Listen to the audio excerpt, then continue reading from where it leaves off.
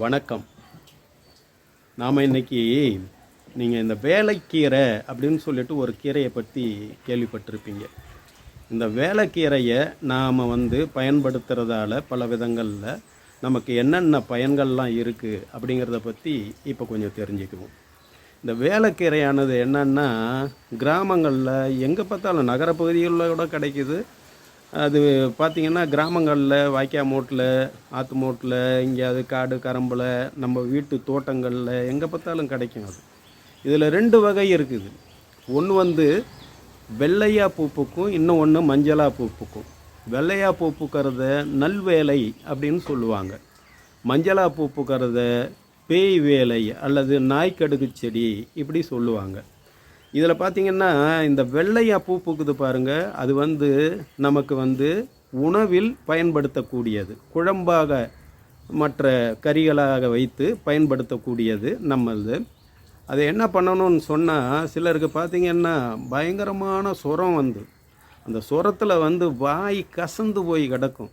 நாக்கு அரோசகம் அப்படின்னு சொல்லுவாங்க. பசியின்மை, ருசியின்மை, நாக்கெல்லாம் பார்த்து கசந்து எந்த ஒரு சாப்பாடே பிடிக்காது. அந்த மாதிரியான ஒரு ஸ்டேஜில் இருக்கிறவங்கெல்லாம் இந்த வேலைக்கீரையை பறிச்சுக்கிட்டு நல்லா சுத்தம் பண்ணி ஆஞ்சி வச்சுக்கணும்.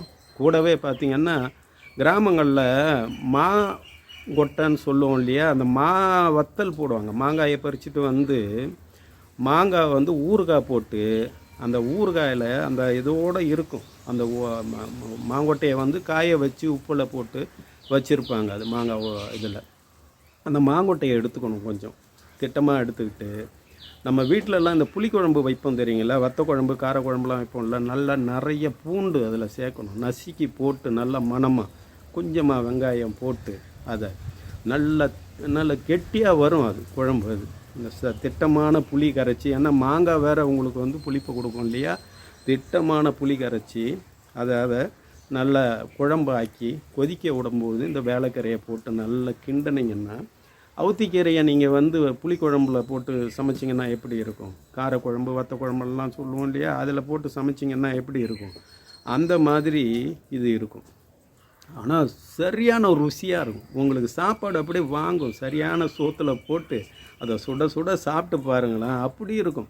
அந்த வாய் கசப்பு எல்லாத்தையுமே எடுத்துரும். ஒரு நாளைக்கு 4 தடவை கூட அதை போட்டு சாப்பிட்லாங்கிற மாதிரி இருக்கும். அதை சரியான பக்குவத்தில் செய்யணும். அதுதான் நம்ம ஆயாக்கள், அதாவது பாட்டிகள், அதுக்கப்புறம் நம்ம அம்மாக்கள், அதுக்கப்புறம் இப்போ நம்ம வீட்டில் இருக்கிறவங்க கொஞ்சம் செய்கிறாங்க.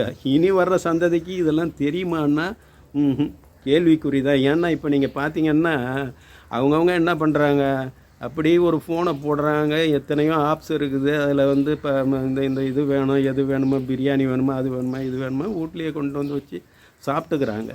இந்த மாதிரியான மருத்துவ குணம் மிக்க குழம்புகள்லாம் பற்றி இவங்களுக்கெல்லாம் சுட்டு போட்டாலும் தெரியறதுக்கு வாய்ப்பு கிடையாது. ஏன்னா குடும்பமாக போய் ஒன்று ஹோட்டலில் உட்காந்துக்கிறாங்க, இல்லைன்னா அங்கேருந்து வரவழைச்சி சாப்பிட்டுக்கிறாங்க. அப்படி தான் இருக்குது. அதனால் இதை நமக்கு தெரிஞ்சதை 4 பேருக்கு சொல்லுவோமேன்னு தான் இதை நான் சொல்கிறேன். இதை கிராமங்களில் உள்ள யாருக்கிட்ட வேணாலும், இந்த வெளி வேலைக்கெல்லாம், விவசாய வேலைக்கெல்லாம் போகிறவங்ககிட்ட சொன்னால் பறித்து கொடுப்பாங்க. கிராமங்களில் மட்டும் இல்லை, நகரப்பகுதிகளில் இந்த வீதி ஓரமாக நிறைய ஆயக்கள்லாம் பார்த்திங்கன்னா சுண்டக்காய், அவுத்திக்கீரை, வாழைத்தண்டு, வாழைக்காய், அது கூட இதெல்லாம் இப்போ எல்லாமே விற்க ஆரம்பிச்சிட்டாங்க. மூக்கரட்டை விற்க ஆரம்பிச்சிட்டாங்க. அவுத்திக்கீரை, தூதுவளை, பசலைக்கீரை, இது ஆவாரம் பூவு, எல்லாம் வல்லார பொன்னாங்கண்ணி, கரிசலாங்கண்ணி அத்தனையும் கிடைக்கிது. அந்த மாதிரி இதுவும் கிடைக்கிது. நீங்கள் சொல்லிட்டீங்கன்னா போதும், அவங்க உங்களுக்கு பறிச்சுட்டு வச்சுருந்து மறுநாள் கொடுப்பாங்க. இதை குழம்பு, நான் சொன்னது குழம்பு இல்லையா, அந்த குழம்பாகவும் வச்சு பயன்படுத்தலாம்.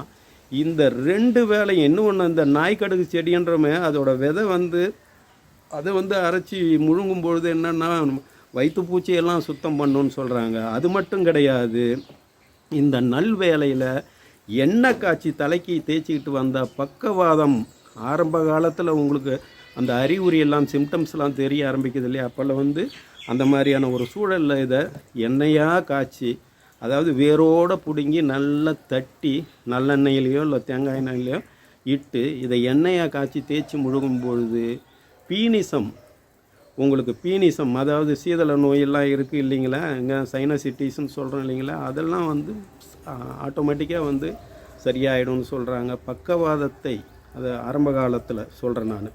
பெருசாக வந்துட்டுதுன்னா நீங்கள் மருத்துவரை தான் நாடி போகணும். சரி பண்ணுதுன்னு சொல்கிறாங்க. இந்த மாதிரி இந்த காது குடைச்சல், கண் வந்து ஒரு மாதிரி நீர் வடிஞ்சிக்கிட்டே இருக்கும், அந்த மாதிரி மூக்கில் நீர் வடிஞ்சிக்கிட்டே இருக்கும், மண்டையை வந்து இடின்னு சொல்கிற அந்த தலைவலி, இதெல்லாம் கண்டிக்கக்கூடியது இந்த வேலைக்கீரை. மறக்காமல் நீங்கள் வந்து இதை பயன்படுத்தி பாருங்கள். நான் சொன்ன முறைகளில் பயன்படுத்தி பாருங்கள். இன்னும் கூட கிராமங்களில் இருக்கிற பாட்டிங்க கிட்ட விசாரிச்சிங்கன்னா அவங்க உங்களுக்கு சொல்லி கொடுப்பாங்க இதை எப்படி வந்து பயன்படுத்தி குழம்பு வைக்கணும் அப்படின்னு சொல்லிட்டு. இதை சாரை என்னென்னா எங்கள் ஊரில் வந்து பார்த்திங்கன்னா எங்ககிட்ட நாங்கள் சின்னையர்னு சொல்லுவோம். அவர் என்ன பண்ணுவார், சைனசிட்டிஸ்ன்னு வர்றவங்க, காது வலின்னு வர்றவங்களுக்கெல்லாம் அந்த கீரையை பறிச்சிட்டு வந்து இதையோ அல்லது திருநீற்று பச்சையெல்லாம் இருக்குது பாருங்கள், அதை நல்லா புழிஞ்சு அந்த சாத்தை இந்தாண்ட காதில் 4 சொட்டு இதில் 4 சொட்டு விட்டு போடணுவாங்க. உண்மையிலே அது வந்து சரி பண்ணுவாங்க. அவ்வளவு ஒரு மகத்துவம் மிக்க ஒரு தாவரம், செடி, கீரை. இந்த வேலைக்கீரை, நல்வேலை 2 வேலையுமே, அது இன்னொரு வேலைக்கீரையும் சரி இதுவும் சரி பயன் மிக்கது. பயன்படுத்தி பார்த்துட்டு அதுக்கப்புறம் பாருங்கள் நான் என்ன சொன்னன்றது உங்களுக்கு புரியும். சரியா? நன்றி.